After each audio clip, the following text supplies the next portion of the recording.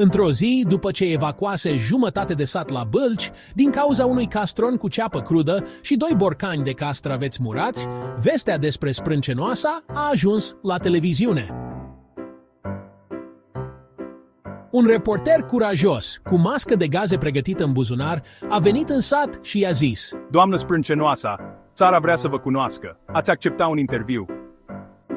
Da să nu-mi tăiați vorbele la montaj, că dacă mă enervez, știți voi. Și uite așa, a doua zi, Sprâncenoasa a apărut în direct la știri. Lumea se uita fascinată. Spuneți-ne, cum e viața dumneavoastră aici în sat? Viața e simplă. Mănânci ceapă, ronțăi murături și dacă frate tău stă prea mult pe telefon, îi dai o beșină pe ecran. Așa se educă omul. Publicul din platou a început să râdă isteric, iar prezentatoarea a roșit. Și oamenii din sat, ce părere au despre dumneavoastră? Mă respectă! Eu sunt și boschetara satului, că stau pe bancă la magazinul mixt, dar și bombardiera satului, că dacă mă pun pe treabă, golesc cârciuma în 3 secunde. Cine mai poate așa?